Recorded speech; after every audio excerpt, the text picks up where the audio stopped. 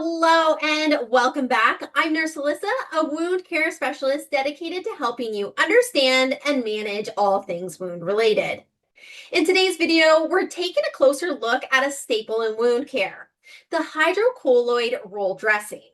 Hydrocolloids are one of the most versatile dressings for protecting wounds, sealing out bacteria, preventing friction, and creating a moist environment that supports faster healing. If you or someone that you care for needs a dressing that cushions, protects, and stays securely, especially on areas with friction or high movement areas, this video will walk you through everything you need to know. So let's get started. What is a hydrocolloid roll dressing? A hydrocolloid dressing is a flexible, adhesive dressing that contains moisture-absorbing particles such as pectin or gelatin. These particles interact with wound fluid to form a soft gel layer over top of the wound. This maintains moisture, protects tissue, and promotes faster healing.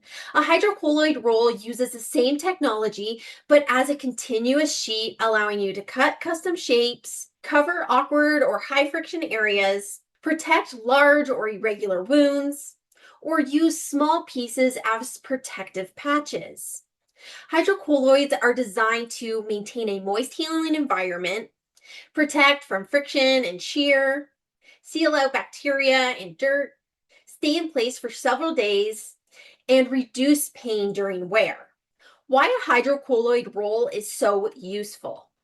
Unlike pre-cut patches, the roll allows you to customize the shape and size, fit tricky areas like heels, elbows, hips, sacrum, and hands, use larger sheets for better adhesion, cut thin strips to reduce friction caused by tubing or devices, and layer over high friction skin to prevent breakdown. The roll format provides maximum flexibility for both clinical and at-home use.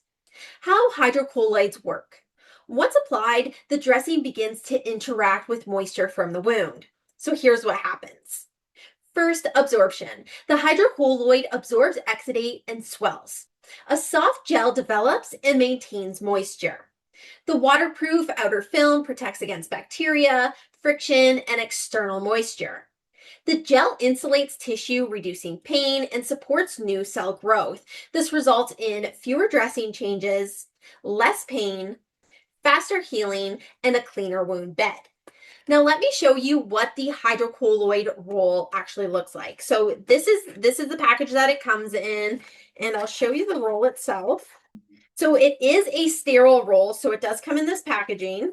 So it does come in this continuous sheet, and you can cut it to any shape or size. So I do have a pre-cut piece here. As you can see, there is the plastic film here, and this is the hydrocolloid. So you can see that it is quite tacky here, but it is really smooth and you can see through it.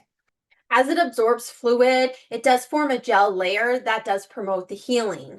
The dressing is very flexible and it adheres well to the curves of the skin, making it great for heels, elbows, hips, and other high movement areas.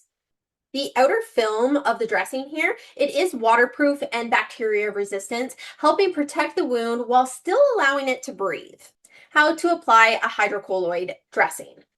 So you're going to need all your supplies, your gloves, your saline, your gauze, your hydrocolloid roll, scissors, and a waste bag. So I already do have this pre-cut, so this is what we're going to be using. So you're going to wash your hands and set up.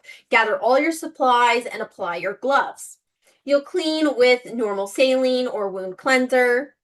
Pat the skin fully dry before applying the hydrocolloid. The hydrocolloids, they do not stick to wet or creamed areas. You do want to make sure that the dressing itself does extend beyond the wound about 1 inch. Then we actually apply the dressing. So first you're going to peel off the backing. So this is the backing, it's transparent, and then here's the actual hydrocolloid. And I don't have a wound on my arm right now, but I do just want to show you here. So you apply it on the center and kind of lay it down. And then you're going to warm it, okay? So after you've smoothed it all out here, you're going to warm it with your hand. That's what actually causes the activation of the adhesion to the skin, okay? I actually have one applied to my finger. I'll have to throw in a picture here because it's not showing up on the screen because it is so transparent. But I applied this last night because I cut my finger, and you can see, I'll throw a picture on, that's actually a close-up, but it curves into my nail bed. So what I did is I actually cut my finger on a can and it cut straight across here. So I just waited until it stopped bleeding because you don't want to add this to something that's bleeding. So I got the bleeding to stop, and then I applied it, and this will prevent it from keeping cracking open, because when you have a wound in a high movement area, it tends to just keep opening and opening and takes forever to heal. With the hydrocolloid bandage put over top of it, and you can kind of see where it is right there, the cut. It's not going to allow it to keep opening, and it just keeps it tacked shut. So this will heal up really, really nicely, probably within 2 to 3 days. I'll just leave it on until completely healed. So as you can see, this has stayed on really, really nicely. It moves with your skin. And once again, over about the next hour, as this heats up, it just melts on very, very well, okay? If you're noticing the area that you're sticking it on, if the edges start raising, if you round the edges a little bit while you're cutting it, it doesn't have so much of a spot to lift then. And it adheres a little bit better, okay? Then for the removal process, you'll start by slowly lifting up one of the edges. Now, these dressings do stick very, very well. And if you have hairy arms, it does hurt a little bit.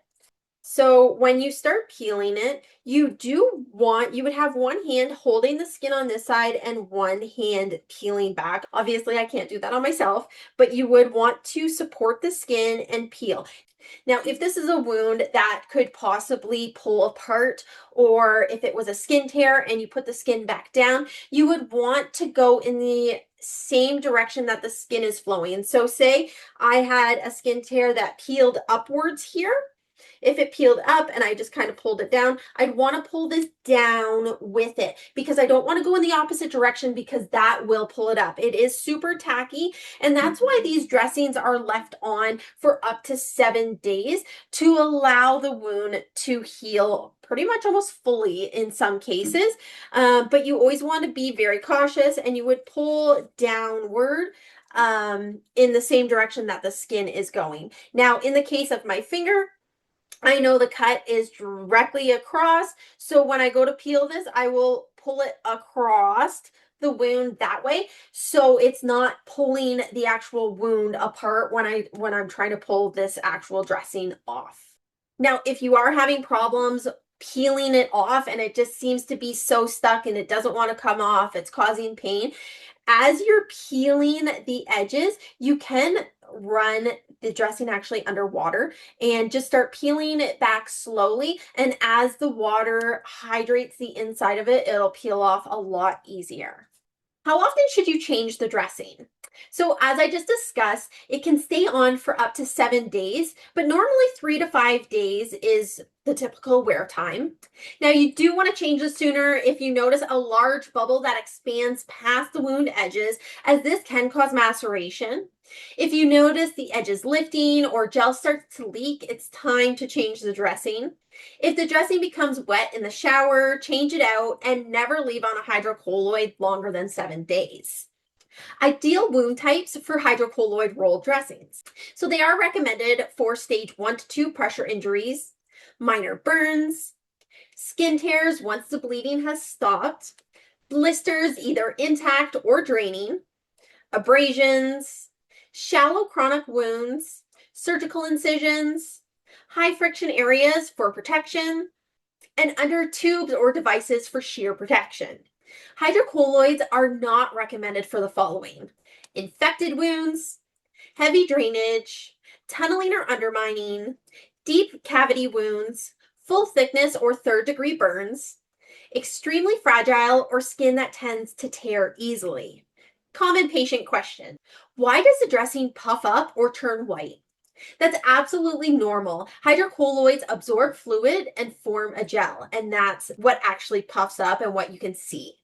Can I shower with it? Absolutely. The top layer is waterproof for light showering.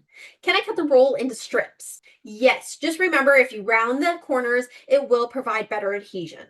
It smells when I remove the dressing. Is this bad?